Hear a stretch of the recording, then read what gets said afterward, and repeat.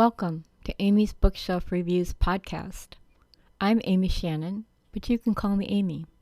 Thank you for listening. Hello and welcome, and I hope all is well with you. I'm Amy Shannon, and I'm here talking today about Bob Freeman's book, Boson's Wave-Squared. It is actually volume 4 of his H2Liftships book series, and I have read all of them. It starts out with Beyond Luna, volume 1, volume 2, a backstory, volume 3, Boson's Wave, and now volume 4, Boson's Wave-Squared. And this is a really interesting story, and I always recommend, if you're going to read a book in a book series, you start from the beginning, whether or not they're standalone stories, but you kind of get the feel for the author's writing, what the series is about, even if they have different characters, or sometimes they have carryover characters, which is great. It's a science fiction book, and it's got some really interesting stories in it. And it's not just one note. One of the things that Bob had told me or let me know when he was setting up to have his book on it, and he said that he had 3 goals for writing the stories, and I thought that was really interesting. So he wrote, writing an engaging space opera that doesn't require FTL rockets, blasters, flaming swords, or aliens. And use of the word doggeria in a sentence.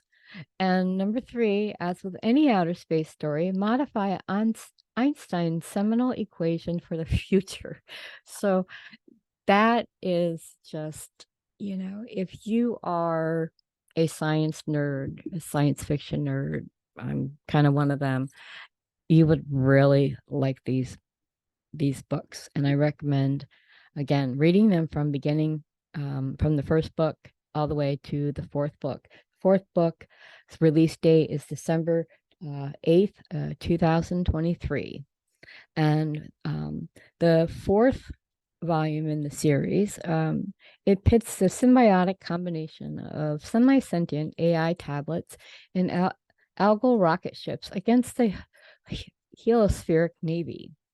The Hive sisters, in response to unwanted software update, brought the heliosphere economy to its knees by shutting down the biogel controlled by ATMs. Sentients are forced back to before times techniques of barter, beads, and IOUs as they struggle to keep fed, warm, and live in outer space. Captain Rastiel Lucerne, on a repaired and renamed Boson's Wave-Squared, joins forces with Commodore Herb Grower on his Gorilla-class fast cruiser to bring the Hive war they may have accidentally started to an equitable finish. And with that, and I found it so interesting, Bob said there were trigger warnings. Now, when you think of a trigger warning, you think of things like violence or something that may, or bad language or abuse or something like that would kind of trigger you and maybe, or some people, and not want to read. So I'm going to go through the list of his trigger warnings. There are outer space stories that take place in Sol's heliosphere. They contain real science, pseudoscience, and stuff pulled out of thin air. So you better watch out. There are no blasters, no FTL drives, no exploding computers, no physical violence, and no sex, except for a little kerfuffle, not my word, his, with canines and their pheromones. And yet, still, no aliens if you don't count the octopus. There are issues with death on the Mort asteroid, but after living on Sol's rocks, we all die eventually. You'll find gambling and drinking, passive-aggressive families, lying, stealing, and double-dealing, normal sentience, mostly nice, but watch your back. Scientific names, genus, and species, puns and unique spellings abound. Written in English with a few French, Yiddish, Spanglish, Latin, and Doglish words thrown about. And knowledge of octopus color language and Morse code are not required, but it couldn't hurt. So I guess you have to do your homework. I'm just kidding on that. This is a book that, if you, like I said, if you are a science nerd, you should really enjoy this book. You will enjoy all of them. Um, so I just wanted to, I asked Bob if he could, pick out an excerpt that I'd like to read. And so he sent me that. So without further ado, I'm going to read chapter 17. Hans buys an AI. Jingles shook their tail gel, black and unresponsive. What happened to the gel? Hans asked. We took it fair and square from the Hive Sisters. Is it lonely? You didn't see the sign as we went through customs? The tail gels are verboten. It's shut down after going through the scanner. I didn't even get to say goodbye or say my vids.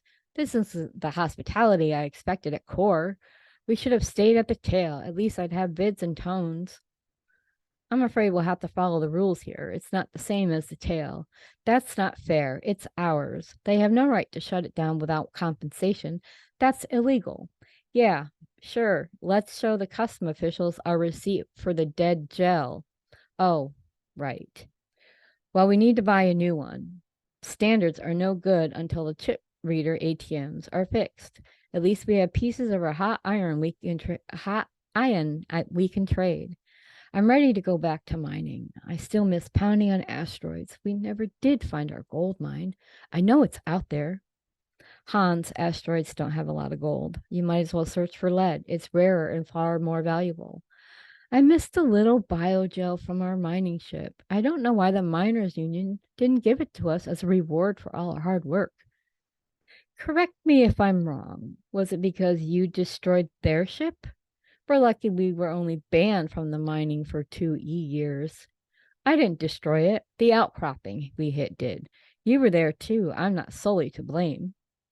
Can we please not get into this again? We need a new gel before we can find work, and let's see what they have to offer on this rock. Hans was the first in the door of the biogel store. Look at all these gels. I wonder if any are programmed for cowboy vids. The sales sentient hovered nearby, encouraging selections and purchases. Here, give this one a try. Ask it to solve an equation. Hans wrote 2 plus 2 equals x, solve for x. The tablet blinked gray to black, blinked again, and started shaking. What sort of gibberish is this? Me not answering simpleton questions? Hans nodded at this salesperson, saying, Yep, this one's good. They always get pissed off with that question. Hans' partner checked out the choices. Great, Hans, you've angered the tablets before we even purchased it. Jingles asked the sales sentient, How about we test a different one? I don't think it would help. The ones in the shop are all in the same cellular network. They are, after all, a hive mind. They all know who you are. Well, if they hate me already, how about a friends and haters discount? Hans asked. 5%. Deal. Jingles, come over here. Look, we have a replacement tablet. I know, I'm standing right next to you. Oh, sorry, I forgot to look down. I get it. You're tall, and that fake cowboy hat you wear looks silly. Be nice. It's a real hat. The label says it's from the dry parts of Earth. You should respect my heritage. I'm not interested in your desert yearnings. Let's go to the charging station and customize this beast. Great. I want vids, lots of them. We could be out a long time. Sorry, no. First on the list are science modules, especially geology and physics, but we'll see how much it can hold without complaining. Fine, as long as there's room for cowboy vids. Jingle set the tablet on the charging station. Now, this might hurt a bit, but you'll get used to it. Hans said, Who are you talking to? You're not going to stick me with that needle, are you? No, connecting you to a hive mind would be a waste of time and likely damage it. Cowboy logic is not something they need to know. You're being mean again. I think cowboys have helped us all. How? Hans thought for a minute. The question was both too simple and too hard. Well, they brought cows to market, and you like cow jerky.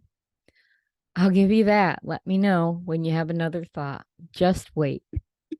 So I'm going to end it there for the excerpt, and remind everyone that Boson's Wave-Squared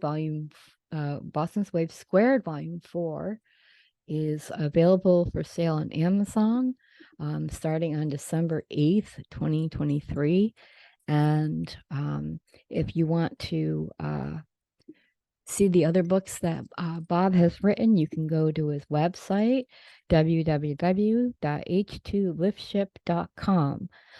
And the one thing I want to add before I sign off today is I wrote a review for this book along with other books that Bob has written.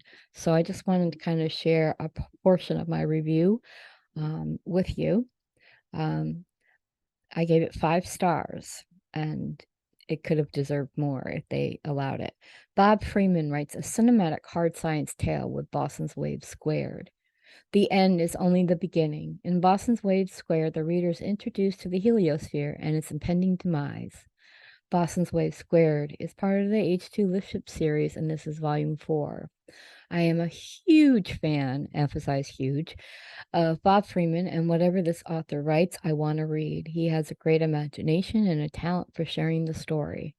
I've read all the books in the series, and each one gets better and better.